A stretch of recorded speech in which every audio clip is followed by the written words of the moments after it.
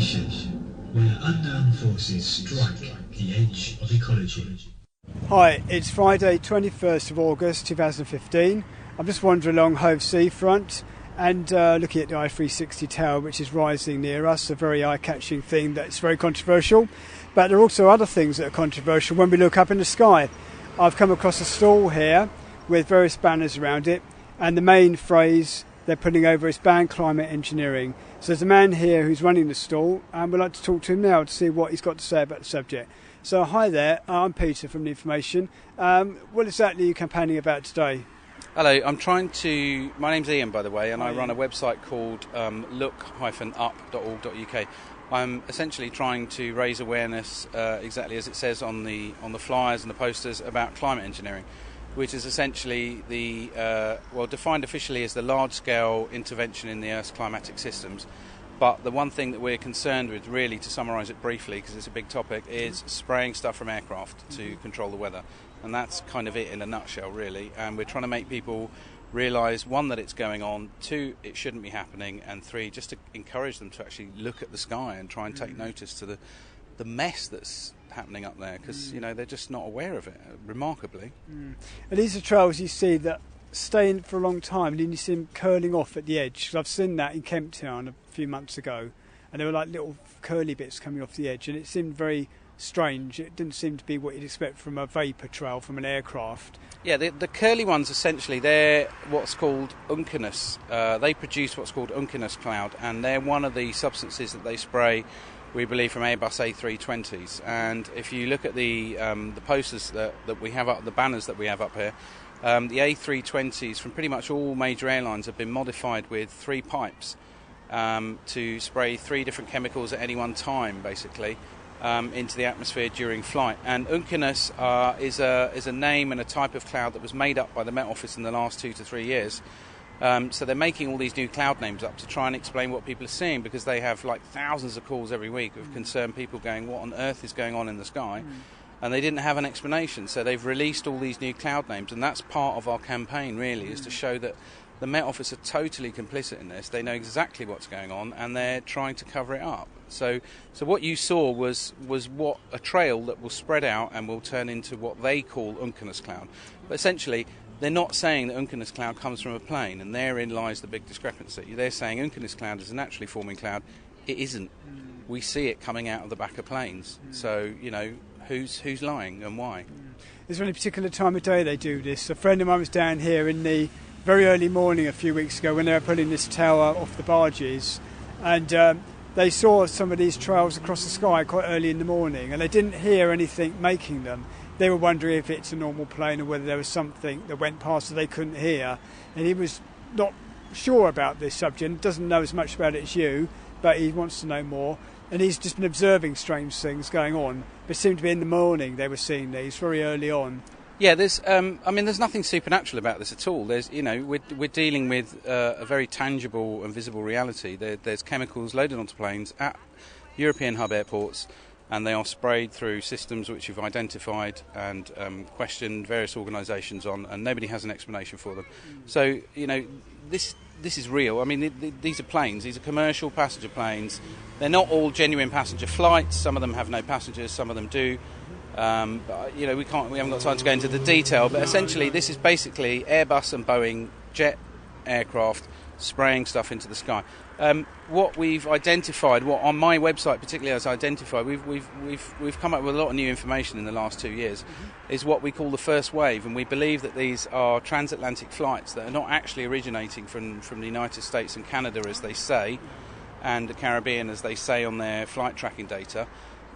They just kind of appear a few hundred miles west of the Irish coast, and they fly in very early from 3:30 a.m. Oh, right. Yeah, until about 7:30, 8:30, and these are the ones generally that lay down the big long trails that we see first thing in the morning, and those trails will spread out and they'll form this kind of translucent film. That's right. It seems right to across spread the out, sky. and it's like almost a global dimming type thing of it, making a pearlescent kind of sky.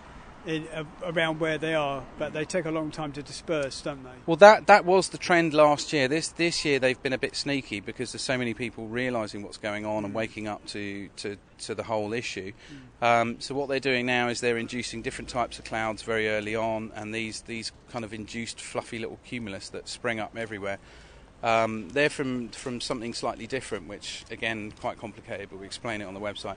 And so what they're doing is they're building up all this cumulus cloud, and when that's thick enough that we can't really see through it very well, then they'll hammer it with the persistent trails above there. So they're now on the back foot. They're trying to actually hide this, whereas 2 years ago they didn't care because they were just hammering it every day and nobody was saying anything, but they're being defensive now. They're trying to hide what's going on. So do you know why they might be doing this? Is it something to do with climate? Jim, you're saying on here, we hear a lot about climate change. I've been campaigning about that in the past. I have changed my views on it more recently, so I don't think it's all CO2 causing it, man-made.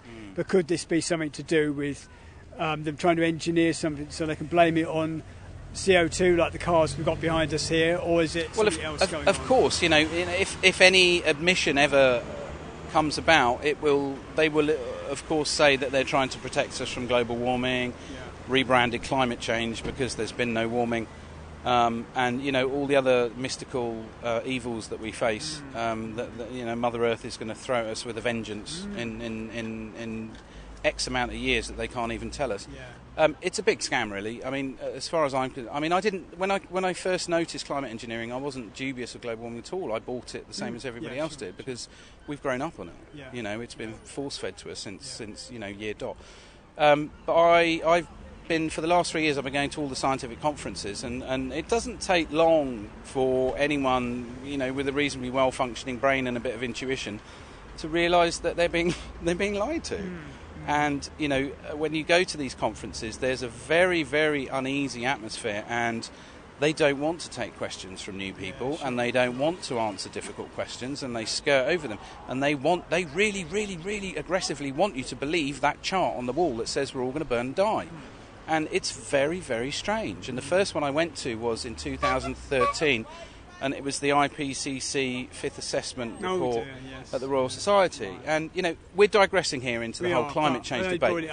But it's important because it's fundamental for people to realise that, when public awareness reaches a level of consciousness that we can turn around and say, actually, we don't want you to do that anymore. We do have the power to say that. They will go, oh, yes, but, you're all stupid, and if we hadn't done it, you'd all be dead by now. And, we're doing this to protect you because you're not clever enough to understand the science, and so therefore we're really cool and we're really nice. Don't worry about it. It's all under control and blah, blah, blah. It's nothing to do with money or global weather control or global corporations, blah, blah, blah. And people, being people, will probably go, oh, okay then.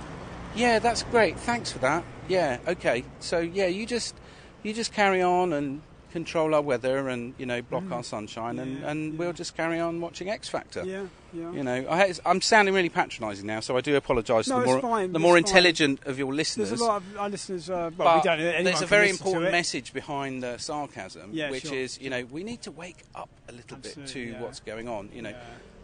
We're being lied to now. And then when we shout loud enough, we will be lied to about something different. Absolutely, they'll just change the lie, essentially, to fit the situation. OK, well, we don't want to hold up your campaign too long. So give us your website, and our listeners, I'm sure, can look it up. We'll try and do a link to it on the...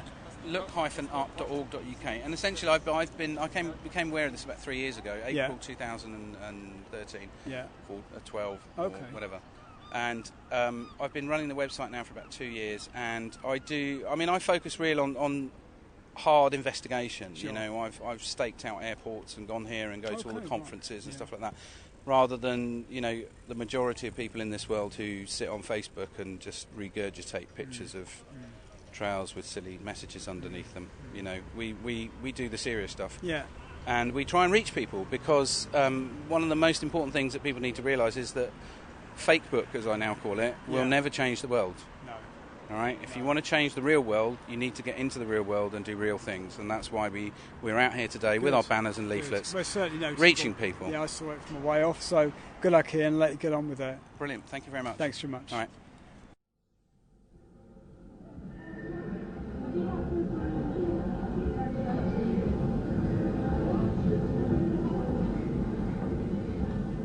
the information where unknown forces strike the edge of ecology.